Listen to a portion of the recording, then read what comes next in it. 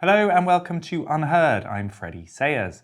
If you're trying to understand the future of American foreign policy, particularly on the Republican side, and what the shape of world power might look like if either Donald Trump or Ron DeSantis or another Republican wins the 2024 election, it would be hard to find someone better to talk to than Elbridge Colby. You may never have heard of him, but he wields a lot of influence in those Washington, D.C. circles. A former advisor to then-President Trump, he wrote the president's National Defense Strategy in 2018. He now runs something called the Marathon Initiative, which is all about preparing a strategy for the United States in this new era of sustained great power competition. He joins us from Washington to give his perspective on America's role in today's world order. Welcome to UnHerd, Elbridge. Thanks, Freddie. Wonderful to be with you.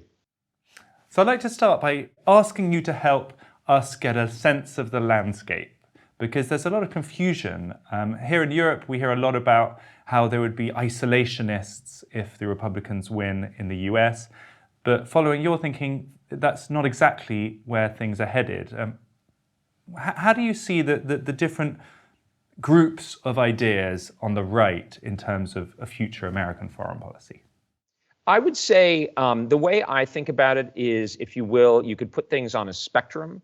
And on the one extreme, you could have some, what you might call sort of 360-degree maximalism, which is that the United States is sort of, it can be and should be the unipolar power and should impose its will everywhere. And if you wanted to have a representative of that, you could look to someone like John Bolton. And then on the other extreme, you could have, genuine sort of isolationism, or since that term has become sort of a canard over the years, what is a strong version of restraint, which is a sort of principled opposition to the employment of American force in the world at large. And you could look at somebody like Senator Rand Paul as an example of that. And would you put Tucker Carlson in that latter camp? I think Tucker, I wouldn't obviously speak for him. I think Tucker is probably further over on the restraint camp. I think from what I can tell, he's very concerned about the threat posed by China. But I think he's very suspicious of, not only the employment of American military force and, geopolitical influence abroad, but the whole sort of foreign policy establishment. And I share a lot of his skepticism and sort of, I would say, anger, genuinely. But my view is that there's a lot of room. Sorry to interrupt, Elbridge, just before, because I have a sense you're going to position yourself somewhere on this spectrum. But just before you do that, how is it weighted, do you think? Because Rand Paul is not a very influential or mainstream Republican figure. You have the impression that a lot of the money, a lot of the kind of mainstream power remains in the more maximalist end. Is that true? Well, it depends on what you mean by mainstream. To put it very briefly, I would say that you could think of it almost as an iceberg, that at the top is what you see and is very imposing, is the established power of the maximalists. But under the water, it's quite different. And I would say Republican voters, are far more, from what we can tell, in the direction of the restrained camp than the established leadership in Washington and the kind of primary, outlets that are associated with, the Wall Street Journal op-ed page, the National Review, these kinds of things. Although there is evolution, so I would say there's a plasticity, but I think of it as a kind of an Indian summer, or sort of. Frankly, if you look at a lot of the exponents, they're actually very old. They're literally from another generation. If you look at the people who are younger and who are clearly more attuned to the future of the Republican Party, there's a lot more plasticity and flexibility. And of course, you mentioned Tucker. He's, by far the most influential figure, I think, among, conservatives in terms of an outside force. Doesn't necessarily reflect. He has a talk show program, so he's not an elected politician. But I think that is not the notion of a mainstream is, I think itself, and I don't want to pick your words, but I think that frame is actually going to lead you a little bit astray, because the way I think about it is there's a lot of water moving under the surface of the ice, if we extend the metaphor a little bit.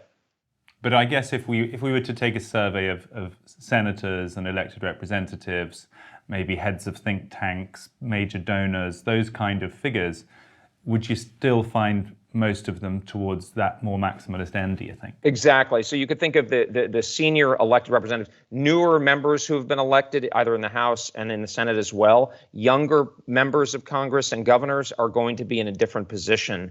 But yes, and certainly a lot of the money is more towards that perspective and the quote unquote established institutions. But you can see, not only former President Trump, but Governor DeSantis has gone after the old guard establishment. I think there's obviously genuine conviction there, but there's also a sense that there's a real sense among Republican voters that old guard establishment has not served them well, and I think rightly. And you mentioned money. I mean, we might as well mention that since you did, and a lot of our viewers will be skeptical about the influence of big business, the military establishment. That presumably helps prop up the old guard in some way, that there are powerful business interests that prefer a slightly more warmongery, expansionist America. I actually have a little bit. I think defense industry tends to be kind of status quo. I mean, it's a highly regulated industry. It's very close to the government. I'm not saying it's a benign influence, but I don't think it's a primary driver in and of itself. I think it's more what you have is a reflection of the old guard Republican Party, which was, primarily, very wealthy individuals, large established business institutions, the Chamber of Commerce, for instance. That was a huge part of the Republican Party, not necessarily the voters, but the power, the money really came from there. And of course, money is very important in American politics. To give you an example of how that's changed, Speaker Kevin McCarthy will not meet, or in the Republican Party in the House, will not meet with the U.S. Chamber of Commerce. Right. So what's happening is that there's a shift away. I mean, Governor DeSantis, I think, laudable, approach to, say, Disney. That reflects, but other governors in Georgia, for instance, have also pushed back against big business. So you've seen more of an evolution on the domestic side. Foreign policy tends to be kind of more of an elite, if you will. I mean that in the sort of, non-judgmental sense, enterprise. So I think it's actually a lagging indicator. But as you move towards this new generation, I think you are definitely going to see change. And so that old generation, just to finish off on that, I guess they are. You mentioned they are literally older. So they came of age and were at the height of power during what Francis Fukuyama called the end of history, that unipolar moment. And as far as they're concerned, that's how the world should stay. Exactly. I mean, the way I think about it, to put it very kind of, put a point on it, is I think a lot of these people who are 80 years old or something, they think the Chinese are still riding around on bicycles in mouse suits. And that's just not the way it is. So they're not really Cold Warriors. Their real mindset is exactly as you put it, the unipolar moment of the 1990s and the 2000s. I mean, somebody who's, some of them have served in the Cold War, but that was a very, very long time ago. Really what we're talking about is 1999, Kosovo, Iraq, this mindset. Okay, so you've given us a bit of a background there, the landscape. Now, where do you stand on this? You're neither a full isolationist nor a full maximalist. What's your vision for an American strategy? Well, I mean, my perspective is that I think the right sort of equilibrium for, I think for America, but certainly for a sort of right of center political movement is to look at what is in the American people's concrete and interest. I don't say that in a pinched or sort of way in which I'm, trying to decrement others, but really looking at it in the sense of, what is actually in the American people's interest. And I think this and a willingness to reassess some of the old shibboleths or the old hymnal in an analogous way to how, if you look at Republicans rethinking economic policy, saying, well, the old religion of, neoclassical economics and Milton Friedman, that hasn't worked for the people that, we're supposed to serve, regular Americans. And if you look at the voting bloc of the Republican Party, I mean, not to say that foreign policy should only serve them, but, is working and middle class Americans. Our foreign policy, I don't think, has served them. I mean, we've had this maximalist foreign policy that I would say has proved disastrous. I mean, and I can go into it, but it has not served their interests. But by the same token, they have served. Literally. They've literally served. They've served for the foreign policy, but the foreign policy may not have served them back. That's exact. And that's something that's very important is that, I mean, and this is relevant, I would say, in the Ukraine context, is Americans are really tired of the forever wars. And, particularly, I mean, the sort of example I like to use, if you watch Fox News over the course of the day, and it's actually, I mean, Fox News is sort of unjustly characterized. There's a lot of diversity of opinion across Fox News. It's very interesting if you want to understand this debate. between, say the daytime features versus, say, Tucker Carlson and Laura Ingraham, et cetera. But I would say certainly the ad that leaves the most impressions, maybe not the most common, is one that's for wounded warriors and basically people who were, horribly wounded during Iraq or Afghanistan or were killed in 9/11, their widows, or et cetera. That is the sort of a lot of the mindset of Republican voters. And I think so there's a real distrust and discontent about, that foreign policy establishment. That's, literally often the same people making the same arguments who got us into Iraq and the long war in Afghanistan and so forth. So, what I'm saying is, let's go back to basics. Let's be unashamed in saying what's in Americans' interests. Again, not looking to beat up on other people. Let's talk, Turkey, about what that actually means in the real world. So obviously Ukraine is the main topic at the moment. We'll come to China in a sec. Which is the problem, exactly. Right. Where do you stand on that? Do you think America is being too committed to the defense of Ukraine? Do you want to see less of this escalatory pressure? Do you think they've gone too far already? What's your position? Well, my position is that the way you framed it is exactly the problem, which is that we should be starting with China. And it's very revealing, because I think that is how a lot of not only the Biden administration, but many Republicans of that sort of above the waterline iceberg agree with you. And I think that is the problem, because China is clearly by far the most significant challenge to the concrete regular American interest that I'm talking about. I mean, it's 10 times the size of Russia, far more formidable, economically, but now also militarily, et cetera. So the way I look at Ukraine is not, in a sense, sort of in a vacuum or separate from China, but precisely through the lens of China and through the lens of the recognition that I think, compared to the scale of the challenge posed by China, we are neglecting it. Now, we have become, you mentioned the defense strategy that I worked on, and there have been a lot of other efforts. We have become more attuned to China, but we're not sort of, it's not a self-referential exercise. It's more like a business. If you're GM in the 1970s and you're changing to adapt to Toyota, but you don't do enough, you're going to go out of business, or IBM vis-a-vis Microsoft, or pick your example. So that's how I look at it. In that context, I would say, yes, we are focusing way too much on Ukraine. I'm not in favor of just simply cutting the Ukrainians off. I think what Russia did and is doing is evil. That's not the issue. But if our foreign policy is about Americans' concrete interests, then we're doing too much. We've already spent over $100 billion. We've sent equipment which is not easily replaceable, which is relevant to the potential fight over Taiwan, and certainly the implications as it reverberates through our defense industrial base is very relevant. And this stuff sounds arcane and picayune, but I think we're seeing that it's not actually, that for want of a shoe, the kingdom can be lost. And why are we taking risk on the most significant challenge to the U.S. position in the world and our interests in the world? In 150 years, really. We were a much larger economy than the Soviet Union. We alone were larger than the three Axis powers, let alone with the British Empire and the Soviet Union. So that's the right way to look at this. Okay, so let me just stick with Ukraine for a second, though. Given what you've said, and we understand that you think the main interest needs to be eastward, not on Ukraine, but what does that mean practically for what you would, if you were senior advisor to the president right now, what would you tell him to do? Well, I would say I don't want to talk about Ukraine right now. We're going to talk about Taiwan and China and Asia first. And once we fix that problem to a satisfactory degree, not 51% satisfactory, but 75, 80% satisfactory, then we'll spend time and political capital and resources on Ukraine. I think, in effect, what that means is that we put a lot more, I would say, both pressure and encouragement on or to Europe to step up and take the primary role. Why is the United States providing the vast majority of military and financial support to Ukraine? That doesn't, certainly in the military context, but I believe also in the civilian area. That makes no sense. Europe is a vastly larger economic area than Russia. It has latent, enormous military advantages vis-a-vis Russia. A lot of people have been celebrating U.S. policies, saying, oh, American leadership back and all this kind of stuff. I actually think this is bad. This is a failure, because if anything, it's suffocated any effort by Europeans to potentially stand up and say, we're gonna take leading responsibility. So that would be, my basic attitude would be, we, the Americans, need to focus on China. We're not just going to cut the Ukrainians off, but we really are going to get the Europeans to do what we've been trying to get the Europeans to do since Dwight Eisenhower. Let's just dig into that for 1 second, because you have had European countries stepping up. Germany famously has torn up its pretty much neutral position since the Second World War. Germans haven't. Sorry, but they are engaging. They are committing to vast amounts of increased expenditure on arms. This is all very dramatic stuff for a country that, if you remember back to the Iraq War, was just totally not interested and was against it.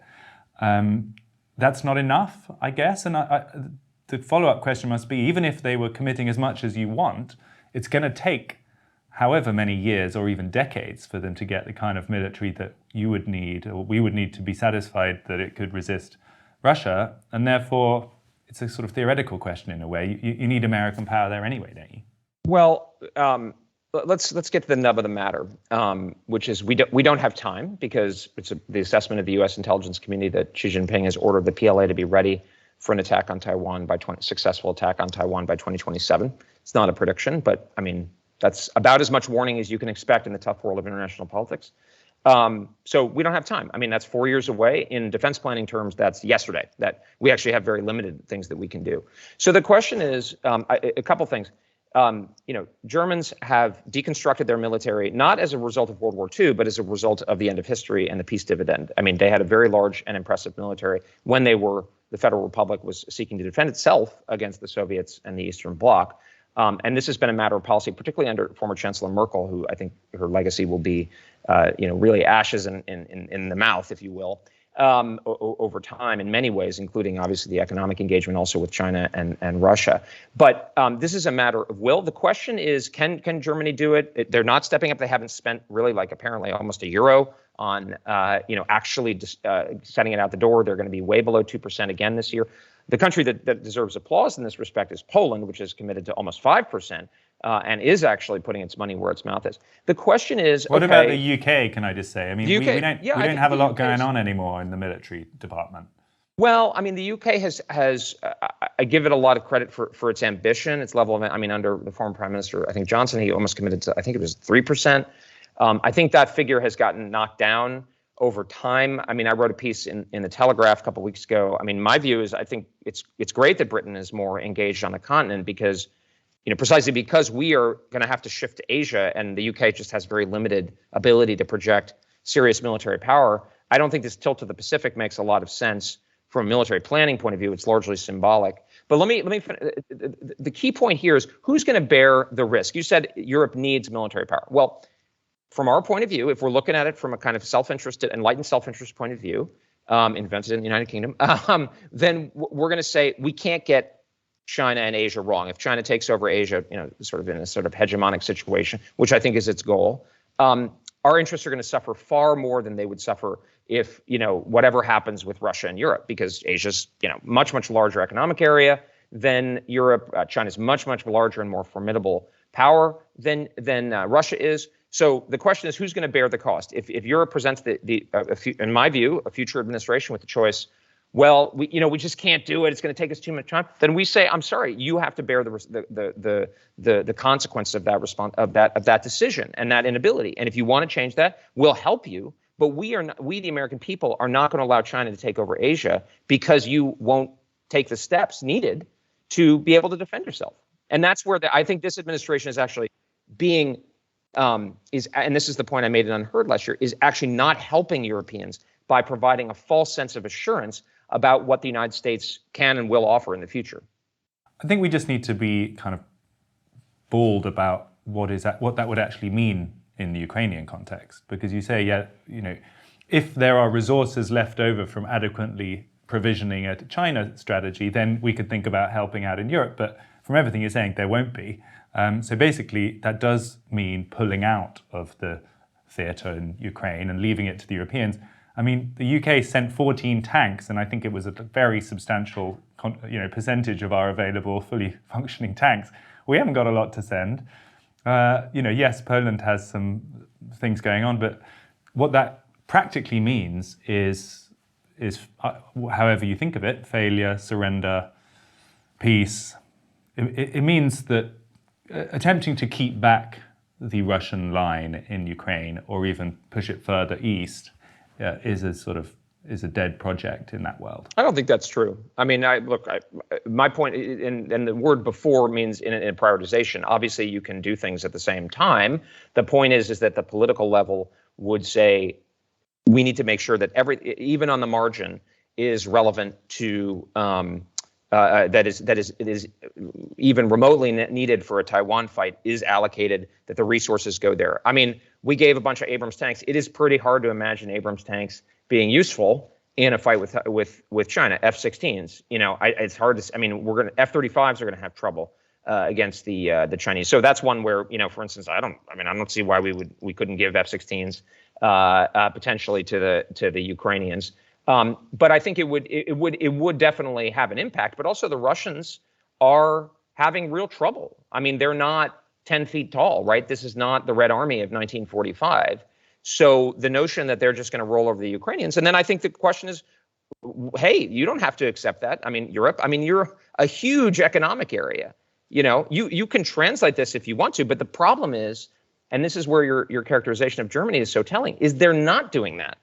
They're not stepping up. And that's the problem, is there needs to be a greater sense of urgency. One word neither of us have mentioned is NATO. That's how this conflict is viewed, both by Europeans and, of course, by Russia. And the fact is that America is the guarantor of NATO members' security.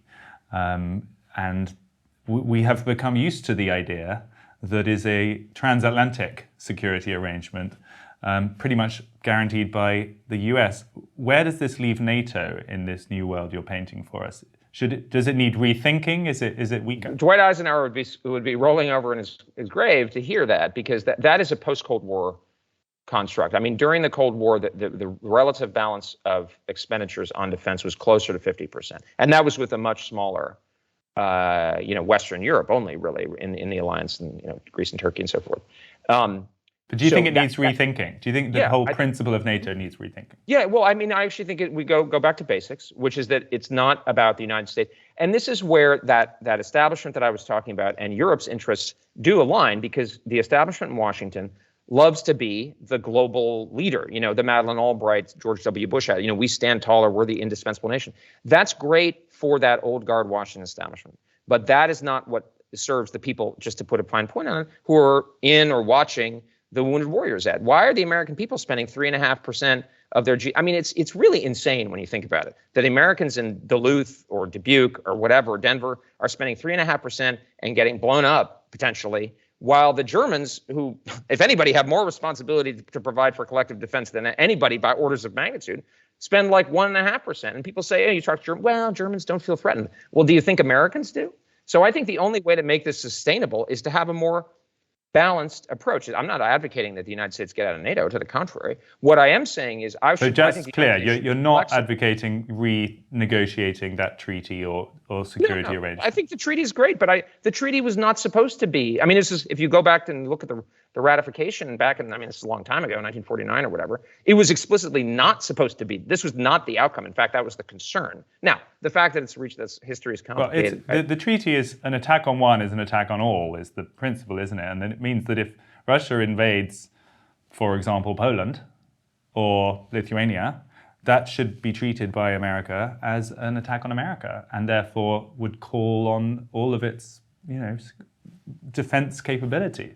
We've never actually thought, right? That's not what the treaty says. The treaty says, we will consult our processes, et cetera, and of course we would not treat an attack on a European ally the same way as an attack on the United States itself. And the whole NATO strategy during the Cold War was explicitly about not doing that, because that was why we developed flexible response, because there was a difference between an attack on Western Europe and an attack on the American homeland. Obviously, there's a rhetorical level at which that happens. But if we press that, the good thing is the Russians are not sufficiently threatening to make that really a huge problem, because they can't threaten European NATO, given the attrition that they've had in Ukraine, at least for some time, and the difficulties they've been. That is a problem, much more of a problem with China, which is, in a sense, the new Soviet Union. But the point about NATO is that it's got this post-Cold War. We need to go back to something closer to the Cold War model, not the post-Cold War model. The post-Cold War model is the one that you described, which is basically America takes care of everything.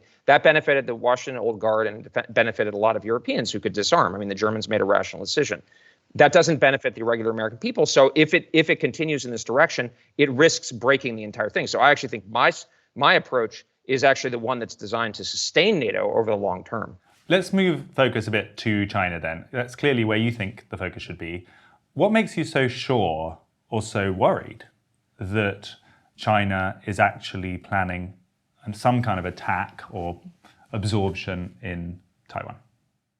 Well, 10 years ago, this was a serious debate. I mean, you could think about China's, what its potential, how blah, blah, blah, blah, blah. I just don't think it's much of a debate anymore. Two things above all. One, the leader of the most unified Chinese government since Mao Zedong has explicitly given instructions to the party army that he controls to be ready to attack Taiwan by 2027. And of course, the Chinese, we know, pretty much assume that the Americans would come to Taiwan's defense. So that means a war. Now, that's not a prediction, but if you go back to some old British wisdom, and it was represented in the Crow Memorandum before World War I, usually aggressive powers won't give you a precise date and time on which they're going to move. And actually, Xi Jinping has kind of given us that. So we can never say we haven't been warned. The other thing is, it ain't just rhetoric. I mean, you look at the military they're building. It is obviously designed to take on not just Taiwan, but the United States, Japan, and that it's going to be much more than just seizing the island of Taiwan. They're clearly developing a global military. They're building that looks like the American military. Aircraft carriers, space satellites, nuclear-powered submarines. They're basing architecture, Solomon Islands, Papua New Guinea, Cambodia, Pakistan, Equatorial Guinea, which is on the Atlantic coast of Africa. I mean, this is the future. So, I mean, I don't make any predictions. I have no idea what Xi Jinping is going to decide to do. But if it looks like a duck and walks like a duck and swims like a duck, maybe it's a duck. And you think that if it did happen, you think it would actually be an attack rather than just a blockade or some kind of movement? You actually think they would try and invade that island? I mean, we had someone on the show recently who was talking about the military difficulties of actually invading Taiwan because of its physical structure. Do you think that's likely, that they would just send boats and planes and just have a full-scale war? Yeah, I mean, I think, well, we can go into it, but I mean, one of the lessons of Ukraine is don't screw around, don't pussyfoot around. If you're going to do something, do it right, and make sure if you're going to send 2 missiles, send 6. If you thought you're going to turn somebody, kill them, etc. And I think the Chinese are clearly developing the capability to do just that. And yeah, it's difficult to mount and sustain an amphibious and air invasion across the strait, 100 miles. It's not impossible. We've been able to do it over the last 75 years. I mean, we haven't mounted, with the exception of the Persian Gulf War, we haven't mounted them, but everybody knew that we could drop Marines pretty much where we wanted in large parts of the world, and that nobody could do anything about it. So the question is whether that's the one thing we have in our favor is the difficulties of such an operation. You go back historically, the Wehrmacht was much more powerful than the remaining British army after Dunkirk, but the Germans couldn't find a way to get across the channel and sustain it. So that's sort of the model to think of. But the reason I think they're not going to do a blockade, which I think they could, it's not impossible, and that could succeed, but is the blockade leaves a lot to chance. It leaves a lot in the hands of the Taiwanese. It leaves a lot in the hands of the Americans. It cedes the initiative. It cedes the element of surprise. And I just don't think the Chinese are likely to do that. I give them the credit. I think they're at least as smart as we are, probably smarter given our foreign policy the last 25 years. And so I would expect them to do the most advantageous approach, which would be a sudden, basically surprise. I mean, it's not necessarily Pearl Harbor, but something that would move below the threshold of our response. Although so far we haven't seen that kind of action from modern China. It's actually quite a cautious state. And in a way, you could say they've been flourishing. I mean, as you say, they've grown in power. All of the trends are in their direction. Why risk upsetting everything and maybe plunging the whole world into a kind of major war situation, which they may not do so well out of, when things are going pretty well for them anyway? Well, the first one, I don't know how the Chinese have gotten this reputation. I mean, they seized Tibet. They won the civil war by, the most brutal ways possible and direct defeat of the Kuomintang army. Then they seized Tibet through invasion. They invaded Hainan Island as part of the concluding the civil war, and they were planning on invading Formosa before they directly intervened in the Korean War with huge amounts of troops and fought the Americans and the British basically to a standstill. Actually pushed us back from the Yalu in 1950. Modern. I said modern. Well, there hasn't been a huge war between major superpowers, since the Second World War. They also directly attacked Vietnam in 1979. Their ambitions were to go a lot farther. That was, with all of these are within living memory. The other, would they not do it? Well, the kind of attitude that you're talking about is the attitude of Deng Xiaoping, the hide your capabilities and bide your time, which Xi Jinping has specifically disavowed and has really moved away from that. And why would they do it? Because I think they actually feel that possibly feel that they need to. If you look at what China's saying, Xi Jinping is saying recently that the United States is trying to strangle China. Obviously, you see what he's doing with Vladimir Putin in Russia. They regard us as being, in a sense, almost an existential struggle, which is very, very dangerous. But I think what the reason that they would use military force is to secure their place as the world's top economy and a large geoeconomic sphere, a guaranteed geoeconomic sphere, because they can see what's happening with things like AUKUS and so forth. So they can see there's a lot of balancing behavior to check China's overweening ambitions. And if they want to get out from under that, they have a strong incentive to use military force, and they're preparing to do so. Okay, so let's say you're right. Let's say whether it's 2027 or sooner or later, that attack does happen. What do you want the American response to be? Well, this is a situation where being half pregnant is really almost the worst approach. So my preferred policy, which is, of course, designed to deter and avoid a war rather than get into it, is for the United States to act decisively, expeditiously to defeat a Chinese invasion and attempt to subordinate the island, which is, of course, a lot about anti-ship, anti-air, attacking PLA ground forces that land on the island. It's almost certainly would involve selective attacks on the Chinese mainland that would be constrained to try to help manage escalation, which would be an uncertain endeavor. So the best thing in this kind of situation is to be as prepared as humanly possible and not to get close to the marginal edge of a conventional fight. And that's what we're not doing right now. And I think the problem is if we sort of half bake it, if you will, you could get a situation in which the Chinese do it and we offer a kind of unsatisfactory or sort of unavailing response, which means we're at war with China, but we've lost, basically. And that's the worst outcome. And that's actually going to be worse for Europe, because in that situation, there's going to be a giant sucking sound for every U.S. resource to go to the primary theater. But that means, obviously, massively increasing investment in, I guess, military hardware and whatever you think you need. Does it also mean kind of preemptive, slightly threatening activity in the South China Sea? You want to see ships moving there and kind of ostentatiously sending the message to China that you're preparing to defend the island? Is that what you would like to see? No, I'm actually the reverse. I'm in the speak softly and carry a big stick department. I think we're peacocking right now, and probably with the strength of a peacock. It's mostly for show. If you'll forgive the analogy, I don't know if you remember the movie Rocky IV, but with Dolph Lundgren as the Soviet, boxing, star who was all business and quiet, and then you got Apollo Creed and the American flag dancing around. Then Dolph Lundgren kills him in the ring, and that's, I fear, the situation that we're heading to. I actually want us to really focus on sharpening that stick, making it a bigger stick, if you will, and doing less in the way of publicity. All these people going to the island and making all these statements about Taiwan and the CCP is evil and all this stuff. I mean, the CCP is evil.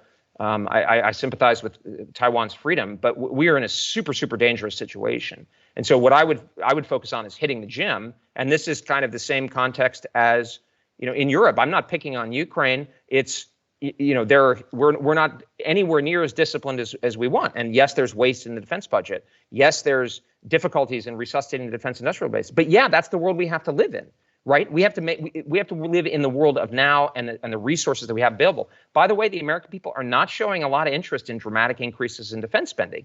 And this is not 1980. A lot of the sort of above the waterline. Isn't that going to be a problem for your policy if the American people aren't showing a lot of interest in defense spending? And maybe, as far as they're concerned, Taiwan is a long way away. And as you said, there's a lot of fatigue with the forever wars. Even though you might think it's the best strategy for America, the voters may not be with you. Yeah, that's exactly the problem. And that's one of the reasons I'm so worried about Ukraine. Exactly. And then people who say we can walk and chew gum. No, we should be husbanding the voters' resolve. We should be husbanding and being very careful with their money. I think we can do it. We're already spending almost $1 trillion on a defense budget. I mean, I think we can do a lot better, but that would involve ruthless focus on the problem, which is not what we're doing. And there's a lot of political interests. There's jobs. There's the big business stuff. There's all kinds of log rolling. Yeah, welcome to the casino. That's the way life is. But then if we're going to do that, we can't think that, oh, hey, we can fight a proxy war with Russia indefinitely and then also do the same thing. So that's exactly. I'm acutely conscious of how difficult. I'm not sure the American people will support a defense of Taiwan, and the Taiwanese are not helping the cause they spend less per capita than the American people do, which is insane. So we are really on a knife's edge. And you don't buy the reverse argument, which you also hear a lot, which is that weakness on Ukraine would signal weakness on Taiwan, and that actually showing strength on Ukraine is a way to basically persuade China not to do it. You don't buy that. The argument is so, how to be charitable. It's so you don't have to be charitable.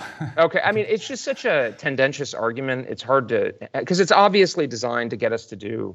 I actually respect, there's a current now, particularly more on the left, of people who are Ukraine hawks who are starting to call for détente with China. I actually appreciate that because at least we're seeing a choice. What I find particularly frustrating is you find this particularly among hawks, is who say, well, we're going to do Ukraine and it's going to show China. And by the way, we're going to pivot. And it's all these sort of triple bank shot, we're going to win the lottery sort of strategies. Look, obviously China's looking to some extent, but China's main calculation is going to be what's the balance of military forces vis-a-vis Taiwan, and how resolute is the American government and the American people vis-a-vis this specific conflict. And I mean, it's the same. I mean, it's telling. It's the same argument that defenders of the Vietnam War used. That if we don't win in the rice paddies in Vietnam, we're not going to win in Europe. Europeans at the time were saying, well, actually, we think this is a waste. We think you're eroding American people's support. And in the wake of Vietnam, you had things like the Mansfield Amendment trying to pull U.S. forces back from Europe.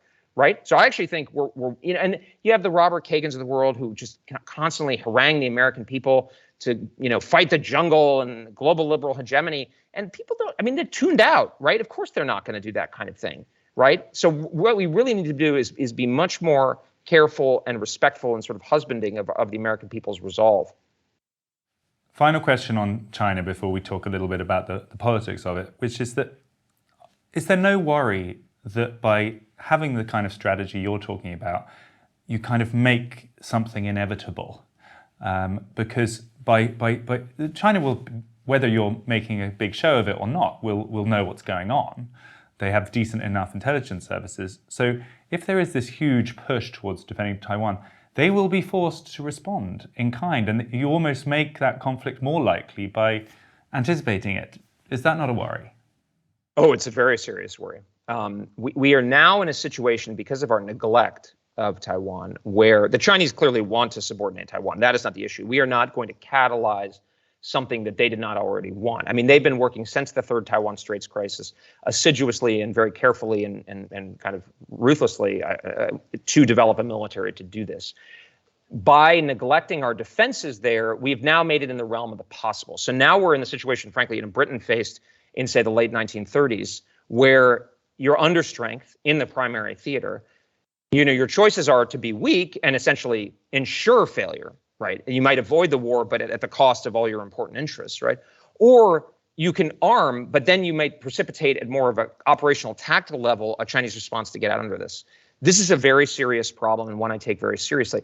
I mean, the alternative historical analogy is maybe the First World War, where some historians would say that we would have been better off not having it. It was a kind of worst case for everybody, and we could have avoided it by just accepting German strength in certain areas. I think the worst case was what happened. The second worst case would have been German dominance of Europe, which would have clearly have turned against British interests very, very quickly. The best case, actually, I have a different view. The best case, and it is directly analogous, is that Britain, and I think Britain actually behaved really admirably from a strategic perspective. It's actually a really good example relevant here, is it really reoriented its whole military and strategic policy away. I mean, obviously the historic enmity with France, it settled that issue. It settled the enmity with Russia. It cut deals with the Japanese, and it cut deals with the Americans who, for all the special relationship stuff, our primary opponent in the 19th century was, of course, Great Britain. Britain settled that as well, and things like Canada, Venezuela, et cetera, and focused on Germany. The problem, Freddie, is it didn't go far enough, right? And in the decisive moment in the July crisis, instead of Britain saying clearly we are committed to the alliance with France, it equivocated and hedged. And even more than that, it wasn't merely the statement, but if the British had the military forces already generated and ideally deployed on the continent, as that's the lesson we learned in NATO in the Cold War, I think the Germans could have been dissuaded because they said, well, we're not going to be able to defeat the Western allies. And anyway, I mean, we can go into history, but the lesson here is actually, no, don't getting 90% of the way there, 85% of the way there is not the same as getting 100% of the way. You have to get 100% of the way there.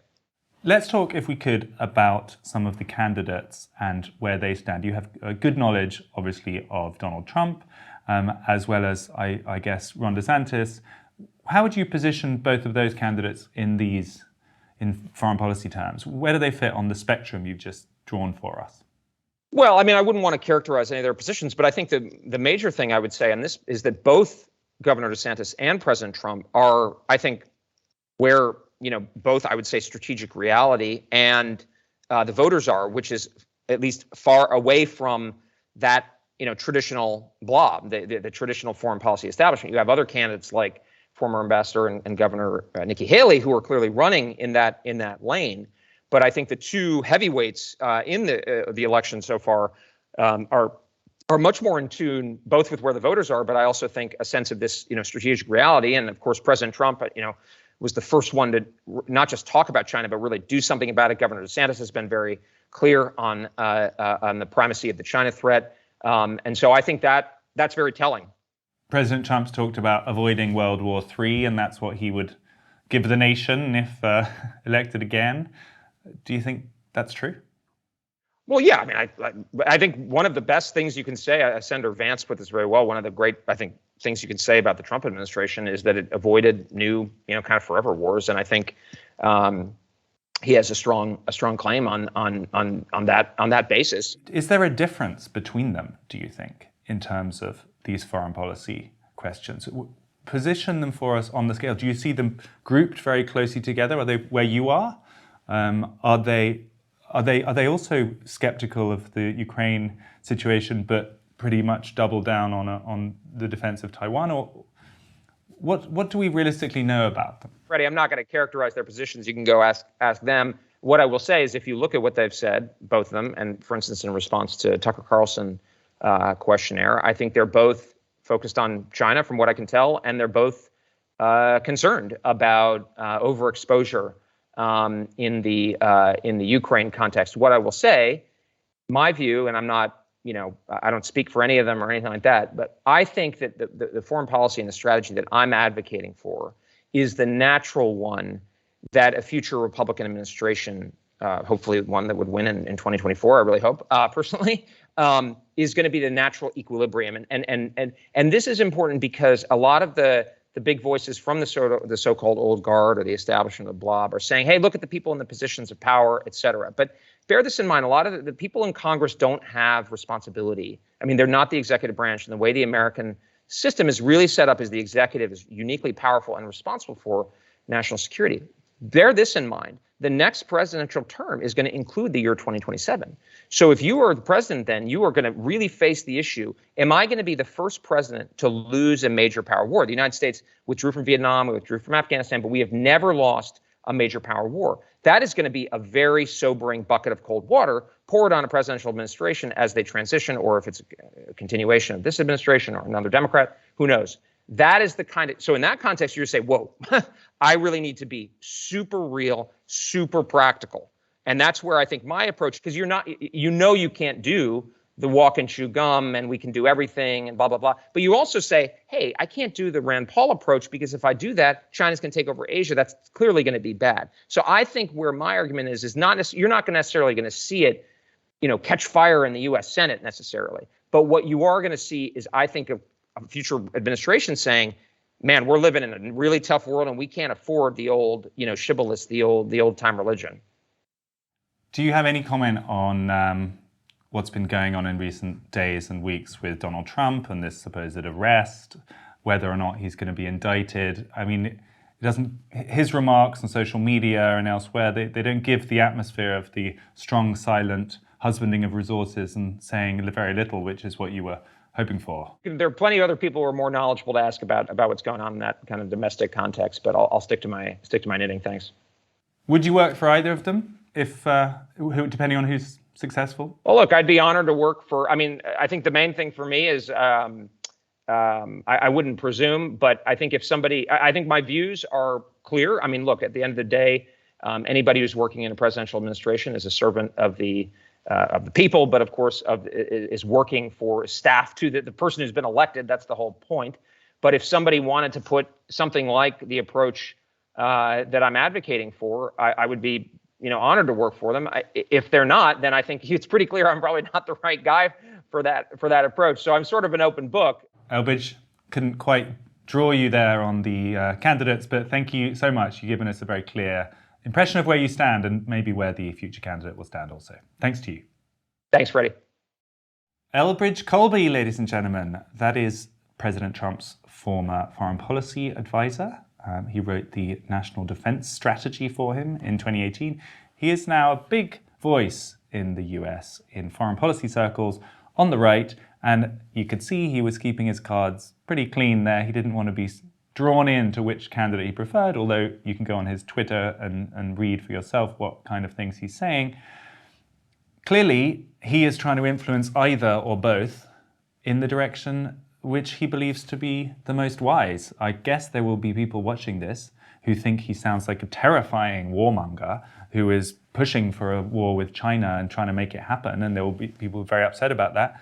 And there will be other people on the other side who think he sounds like a peacenik regarding Ukraine or a defeatist, and there'll be people upset about that. So whichever camp you're in, thank you for tuning in. I hope you found it at least informative. This was UnHerd.